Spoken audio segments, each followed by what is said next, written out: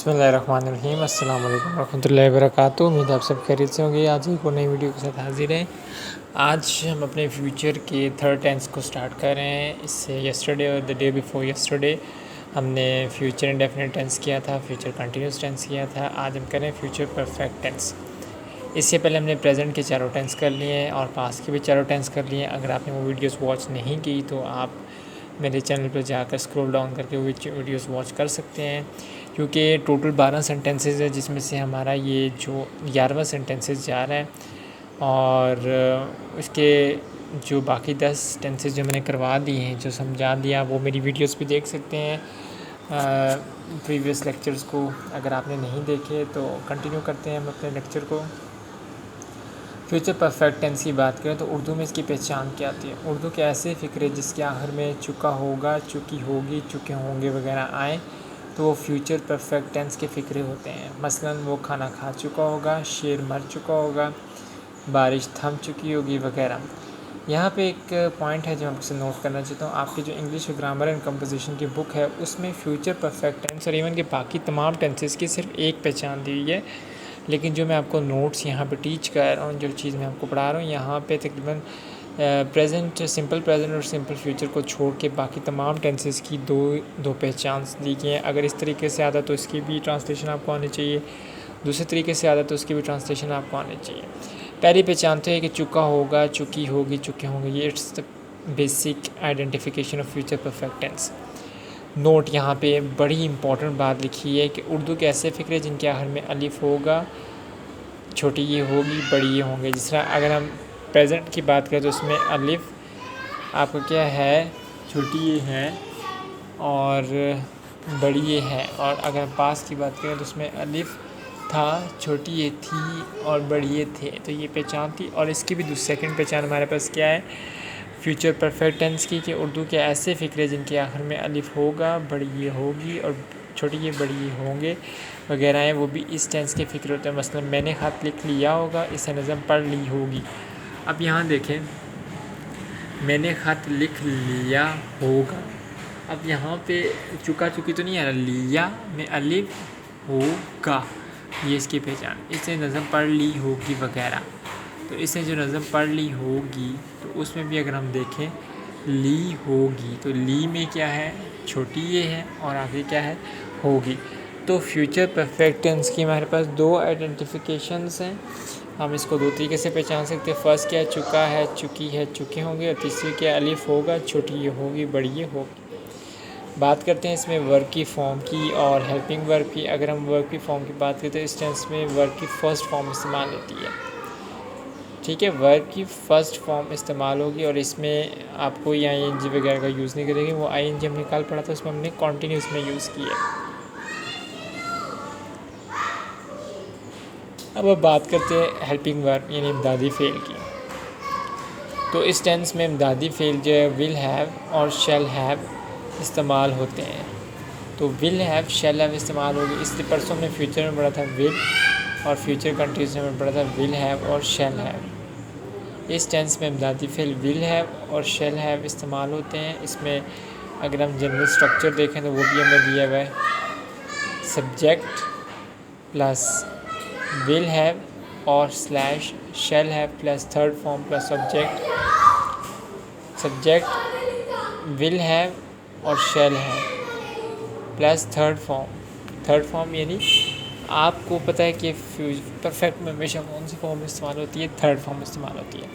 तो अगर हमारे पास कोई टेंस होगा जो रेलेवेंट हो तो परफेक्ट होगा। जैसे उसने ख़त लिख लिया होगा, he will have written a letter, यानी उसने ख़त लिख लिया होगा। वो स्कूल जा चुका होगा, ये भी परफेक्ट है। तो he will go and gone, तो he will go to the school. तो ये तमाम जो आपको वर्ब के हेल्पिंग वर्ब है, वर्ब आपकी थर्ड फॉर्म में इस्तेमाल होगी, जबकि आपका हेल्पिंग वर्ब जो है वो विल है वो शैल है। पीछे हमने फ्यूचर में इंडेफिनिट में पढ़ा था विल, फ्यूचर कंटिन्यूस में पढ़ा था विल भी और शैल भी, जबकि यहाँ पे हम जो बात कर रहे हैं यहाँ पे क्या विल है और शैल है। तो आपको ये चीज़ें याद होनी चाहिए, वर्ब कौन सी लगेगी, हेल्पिंग वर्ब कौन सा लगेगा। तो ये 12 के 12 टेंसेस में आपको अच्छी तरीके से इनकी पहचान जब होगी तो आप आसानी तरीके से टेंसेस को समझ सकेंगे। और अच्छे तरीके से टेंस जो है वो आपको याद रहेंगे। अब बात करते हैं टेंस की फर्दर जो 3 टाइप्स होती हैं। अफर्मेटिव टेंस होता है, नेगेटिव टेंस होता है, इंट्रोगेटिव सेंटेंस होता है।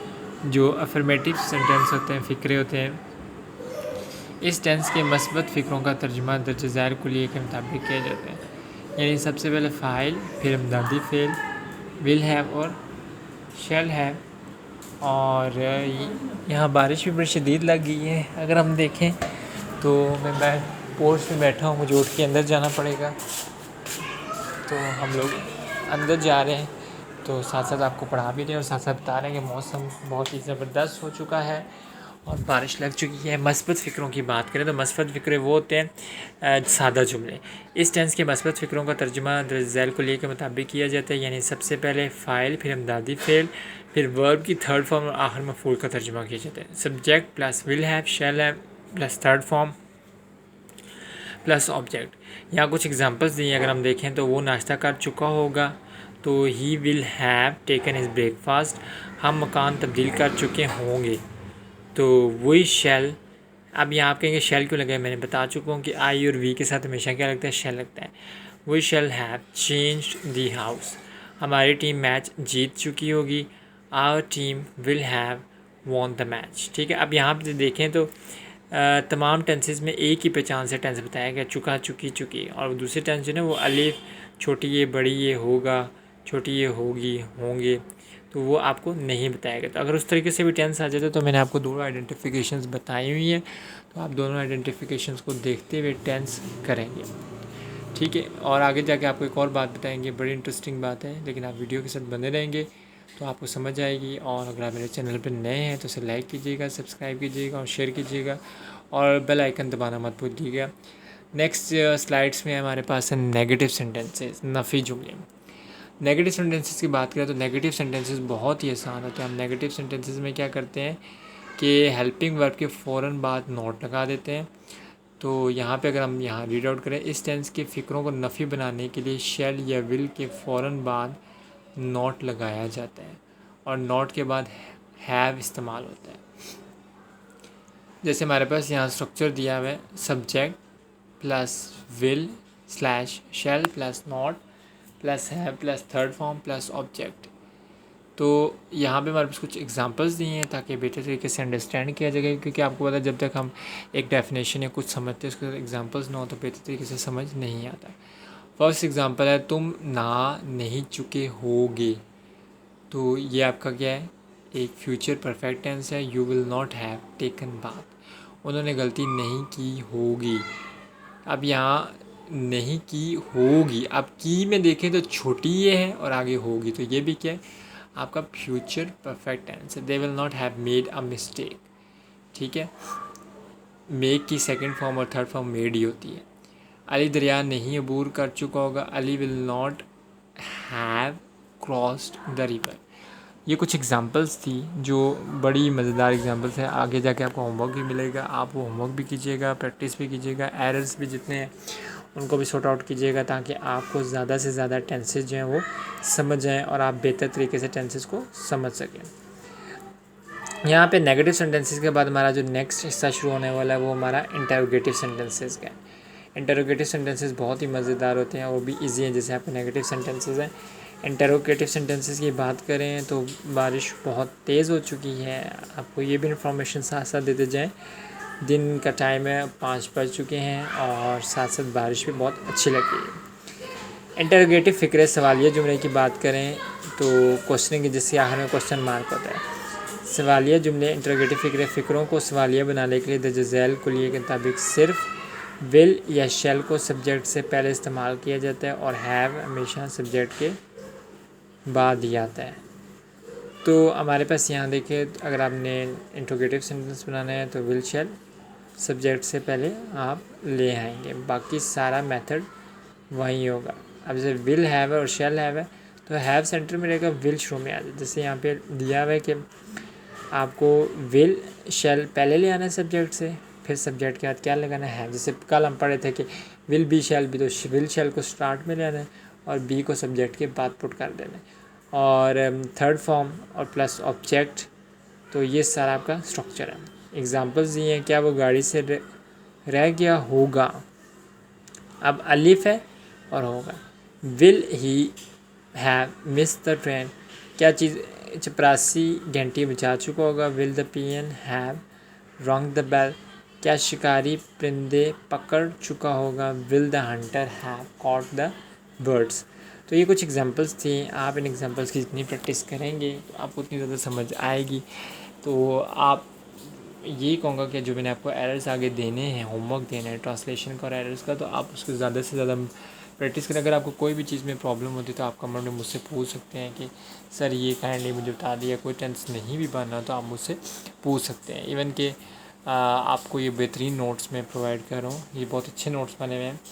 अगर हम बात करें नोट्स की तो सबसे बेस्ट नोट्स यही है मेरी नज़र में। अगर आपके पास भी कोई अच्छे नोट्स बने तो आप वो भी मुझसे शेयर कर सकते हैं, ताकि मेरी नॉलेज में भी इजाफा हो और आपकी भी नॉलेज में इजाफा हो। अब यहाँ पे एक और नोट आया है, रूल आपको बता दूँ। जैसे हमने पीछे ना एक सपोज एक एग्ज़ाम्पल है कि मेरे आने से पहले वो जा चुका था। अब जा चुका तो था, ये क्या हो गया फ्यूचर परफेक्ट, और मेरे आने से पहले ये क्या हो गया सिंपल पास्ट होगा। तो अब यहाँ हम बात कर रहे हैं कि इस टेंस में आमतौर पर दो कामों के होने का इज़हार होता है, जिनमें से एक काम किसी दूसरे से काम से शुरू होने से पहले ख़त्म हो चुका होगा। जो काम पहले ख़त्म हुआ होगा उसका तर्जुमा फ्यूचर परफेक्ट टेंस में करना है, और जो काम बाद में हुआ उसका तर्जुमा प्रेजेंट डेफिनेट टेंस में करना है। अभी बताया कि पास्ट परफेक्ट में पहले करना होता है और उसके बाद हम क्या लगाते हैं पास्ट इंडेफिनिट लगाते हैं, लेकिन इसमें हम फ्यूचर परफेक्ट टेंस में दो हिस्से होंगे। तो पहला टेंस फ्यूचर परफेक्ट में होगा, और जबकि जो दूसरा टेंस का हिस्सा होगा वो हम किस में करेंगे प्रेजेंट यानी प्रेजेंट इंडेफिनिट में हम उसको सॉल्व करेंगे। एग्जांपल्स हैं, बारिश शुरू होने से पहले मैच ख़त्म हो चुका होगा। अब मैच ख़त्म हो चुका होगा तो पहला हम ये करेंगे the match will have ended, बारिश ख़त्म होने से, तो ये बारिश ख़त्म होने से पहले, तो ये कौन सा टेंस हो जाएगा present definite before it rains. इसके आने से पहले मैं अपना काम ख़त्म कर चुका हूँगा। I shall have finished my work before he comes, doctor के आने से पहले मरीज़ मर चुका होगा। द मरीज़ will have died before the doctor comes. तो ये कुछ आपको मैंने एग्जांपल्स दिए हैं। तो ये बात याद रखनी है कि पास्ट परफेक्ट में हम सिंपल इंडेफिनिट पास्ट इंडेफिनिट का इस्तेमाल करते हैं, और फ्यूचर परफेक्ट में हम लोग क्या करते हैं, हमारे पास दो टेंस आ जाते हैं। तो फ्यूचर में हम लोग जो काम हो चुका होता है उसको फ्यूचर में करते हैं परफेक्ट में, और जो काम दूसरा हिस्सा होता है उसको हम किस में करते हैं सेकंड पार्ट को हम हमेशा अपने सिंपल प्रेजेंट में उसको सॉर्ट आउट करने की कोशिश करते हैं। अब आगे मैंने आपको होमवर्क दिया हुआ है, होमवर्क के साथ साथ मैंने कुछ एरर्स भी आपके साथ शेयर किए हुए। आप वो एरर्स और होमवर्क करेंगे तो आपको बेहतर तरीके से अंडरस्टैंड हो जाएगा और आपकी प्रैक्टिस भी बेहतर हो जाएगी। अब होमवर्क में जो मैंने यहाँ एक्सरसाइज दी है उसमें 10 सेंटेंसेज हैं। आप टोटल 10 सेंटेंसेज प्रैक्टिस कर लें तो आपको बहुत अच्छे तरीके से, एक दो हम रीड भी कर लें तो वो कल तक अपना काम ख़त्म कर चुके होंगे। They will have finish their work tomorrow, till tomorrow, अगले मार्च तक वो पाकिस्तान से जा चुके होंगे। They will have leaved the Pakistan till next March, शाम तक बारिश थम चुकी होगी। The rain will have stopped till evening, तो हम उसे माफ़ नहीं कर चुके होंगे। वी विल हैव नॉट, माफ़ करना कहते हैं माफ़ी देना आई थिंक एक्सक्यूज़ होता है, तो we will not have excused him, वो इल्ज़ाम मानने से इनकार नहीं कर चुका होगा। He will not have admitted the, इल्ज़ाम कहता है एक्यूज्ड, हमने अपना वक्त ज़ाया नहीं किया होगा। We will not have wasted our time. तो ये कुछ प्रैक्टिस थी। आगे एरर्स आ गए हैं, एक और एरर्स मैंने गलतियाँ आपको दी हैं। फ्यूचर परफेक्ट टेंस को मद्देनज़र रखते हुए मद्दे ज़ैल फ़िक्र में मौजूद गलतियाँ निकालें। दे will have completed the work by tomorrow, they will have completed, they will have leave Pakistan by March next, they will have levied Pakistan. It will stop raining by evening, we should not have gave him. Forget, forgot, forgotten him. Third form. He will not has denied to accept the charge. He will not has नहीं आएगा, he will not have आएगा, denied to accept the charge। तो ये errors आपको उम्मीद है कि समझ में आ चुके होंगे। अगर आप मेरे पेज या चैनल पर नए हैं तो इस वीडियो को लाइक करें, सब्सक्राइब करें और शेयर करें, और इवन कि अपने फ्रेंड्स के साथ भी इसको शेयर करें, ताकि अगर उन्हें टेंसेस में कोई प्रॉब्लम है तो वो इस वीडियो को देख के अपने टेंसेस को क्लियर कर सकें। मुझे इजाज़त दीजिए। अल्लाह हाफ़िज़। अल्लाह ने के बाद।